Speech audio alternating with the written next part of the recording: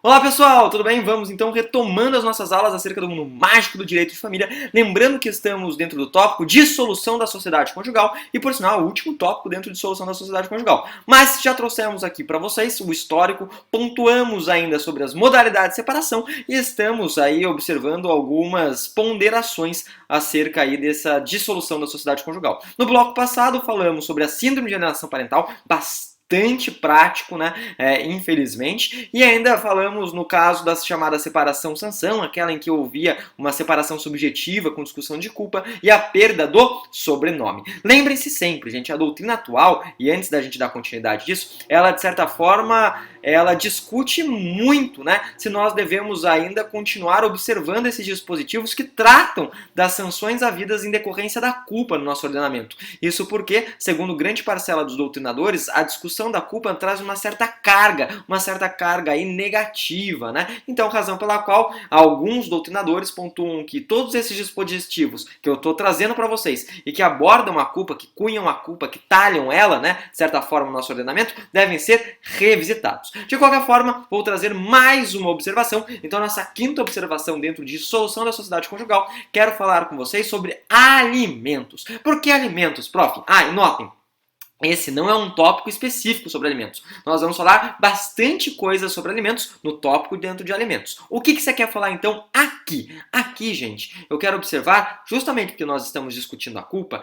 uma observação com relação aos alimentos. O quê? Não sei se vocês se recordam, mas eu falei que toda vez que a pessoa dava de Marília Mendonça infiel, toda vez que rolava Mr. Catra, adultério, surgiam aí 3 sanções. Uma sanção com relação à guarda, não existe mais. Uma sanção com relação à perda do sobrenome, essa continua existindo, mas nós temos ainda 3 exceções, né? E tínhamos uma sanção com relação aos alimentos. Em outras palavras, as pessoas, quando elas traíam, elas perdiam o direito a receber os alimentos. E daí eu pergunto, prof, essa sanção continua existindo? Quando a pessoa trai, ela perde a possibilidade de receber os alimentos? Notem, gente, essa sanção não existe mais. Não existe mais. Por que não? Porque quando nós discutirmos os alimentos, nós veremos um princípio que é o chamado princípio da solidariedade. Em outras palavras, cônjuges ou ex-cônjuge, ex-companheiros, não importa, devem prestar alimentos para o outro. Veremos, obviamente, que se trata de forma temporária, transitória, né? E tudo mais. Só que tem uma observação aqui. Qual a observação? Também, binômio, necessidade, possibilidade, tudo mais, né? Qual a observação? A observação é a seguinte: a pessoa, quando ela trai, ela não recebe os alimentos que nós veremos na maioria das situações. Como assim? Porque os alimentos, como nós ventilaremos mais pra frente, eles não abarcam só comida. Eles abarcam comida, né, bebida, diversão e arte, não é isso? Em outras palavras, os alimentos, gente, eles vão trazer em seu cerne, em seu âmago, em seu bojo, todos aqueles direitos, né, mínimos necessários a uma vida digna. Então são direitos mínimos imprescindíveis a uma vida digna. Então os alimentos, eles se relacionam à dignidade humana. Os alimentos são direitos de certa forma fundamentais. Que loucura, prof! Exatamente. Só que aí que está a observação. Qual que é a observação? Dentro dos alimentos, a gente sabe então, alimentos, eles abarcam vestuário? Claro que sim, porque vestuário faz parte da dignidade humana. Os alimentos, eles abarcam então, por exemplo, além do vestuário, lazer, abarcam lazer, né? Então, quando se presta alimentos, nós temos que colocar valor de comida, valor de vestuário, valor de lazer, né? Valor de educação, saúde e vários outros, né, direitos mínimos para a existência de uma vida digna. Tudo bem, prof, até aí entendi. Só que aí que está a observação. Qual que é ela? A seguinte. Gente, toda vez que uma pessoa atrai a outra, nós não pagaremos esse mínimo para uma dignidade no sentido amplo. Em outras palavras, nós pagaremos tão somente os alimentos chamados de alimentos necessários. Notem aí uma música. Qual música, prof? No Mogli, o Menino Lobo, que fala necessário, somente o necessário, o extraordinário é demais. O que eu quero dizer com isso? Eu quero dizer o seguinte, esses direitos, né, que serão pagos para a pessoa que traiu, são direitos mínimos à subsistência. Você acha que a pessoa que foi traída vai querer pagar lazer? Claro que não, que lazer é esse? Essa indagação, né? Você acha que ele vai querer pagar vestuário? Claro que não, que vestuário é esse? Interrogação. Em outras palavras, vai pagar o mínimo para a subsistência, só subsistência, não quer abarcar a dignidade. Onde que se encontra isso? No artigo 1694, parágrafo 2º e no artigo 1704, parágrafo único. E observem, sempre observando o quê? Observando, obviamente, que a doutrina, gente, discute e muito esses dispositivos que trabalham com a culpa. Tudo bem? A doutrina odierna. Bem, de qualquer forma, como primeira fase de OAB até a primeira fase de concursos públicos, eles acabam sempre perquirindo o texto de lei, vamos manter o texto de lei. Vamos além, como diria então Buzz Lightyear ao infinito e além, quero falar com vocês a sexta e última observação. São observações de natureza processual, então quero falar com vocês aqui de algumas discussões acerca do processo. Primeira coisa que eu quero falar acerca do processo, gente. Então, observação 6, processo, né? Quem tem a legitimidade para a propositura do quê? Legitimidade para a propositura do divórcio, né? Veremos, obviamente, que o próprio cônjuge. Então, o próprio cônjuge, ele tem a possibilidade de pleitear esse divórcio, sem discussão, sem crise, sem entraves. Ocorre, entretanto, que eu vou trazer uma observação aqui agora, que se grande parcela da população ficasse sabendo, vários divórcios ocorreriam. É verdade? É. Por quê? Pelo seguinte, gente, se a pessoa for incapaz, se a pessoa tiver uma inimputabilidade, for tipo, né, Toninho da Lua, você não é rotinha. Se a pessoa for tipo Jamanta não morreu. O que acontece nessas situações, né? Ou seja, nessas hipóteses de incapacidade, né? 3 pessoas, porque três, podem pleitear aí o divórcio. Tem legitimidade para pedir o divórcio. 3. E eu falo mais, isso cai na prova. Podem anotar, cai, mais uma vez, cai na prova. E eu já disse então quem são essas pessoas que têm a legitimidade. Vamos colocar um cai.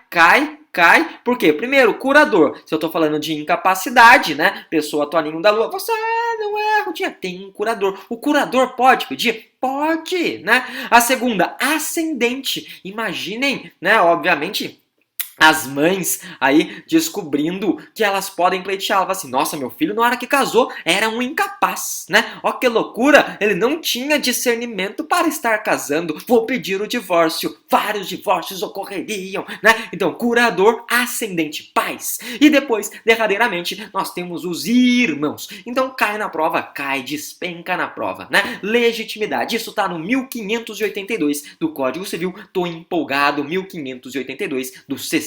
Então, legitimados para pedir, além do cônjuge, se incapazes, curador, ascendente e irmão. Gente, dado legitimado dentro dessa perspectiva processual, quero trazer uma segunda observação aqui dentro, né? Que esse é o segundo tópico, que é a competência. O que eu quero falar de competência? Notem o seguinte, no CPC de 73, ainda vigorava aquela ideia do quê? Né, em outras palavras, de um direito de família hierarquizado, do pátrio poder, o homem manda no lar. E por que você fala disso?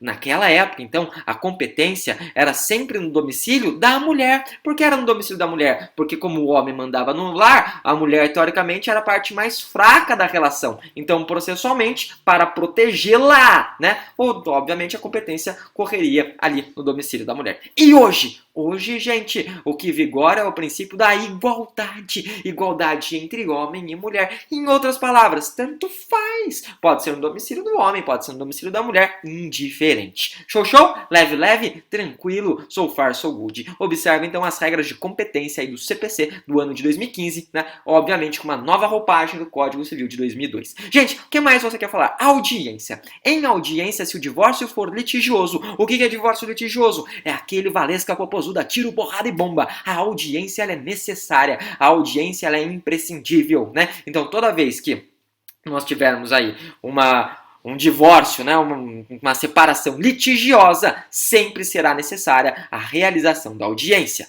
E vamos além, e se ela não for litigiosa, e se ela for consensual? Se ela for consensual e não tiver a possibilidade de realizar, concretizar em cartório, não, em outras palavras, tiver aí um filho, né, nessa perspectiva, um filho menor, de 18 anos, é possível que o juiz faça ou não faça. A audiência fica ao seu critério, ao seu alvedrio, né? Lembrando, obviamente, que odiernamente nós temos grande parte dessas resoluções por intermédio do Alternative Dispute Resolution, que é um equivalente jurisdicional, que seria o SEJUSC, né? O SEJUSC, então, uma forma aí de equivalente jurisdicional, que seria a ideia de uma conciliação, né? Que loucura, que loucura, que loucura. Gente, vamos além. Quero terminar com vocês com um último tópico de natureza processual, que é o seguinte. Toda vez que eu vou trabalhar, então, isso é uma questão prática, toda vez que eu vou trabalhar com uma separação ou com um divórcio, o que me importam? Me importam três mecanismos de defesa. Então já falamos legitimados, falamos de competência, né? Falamos para vocês de audiência e agora eu quero falar da peça.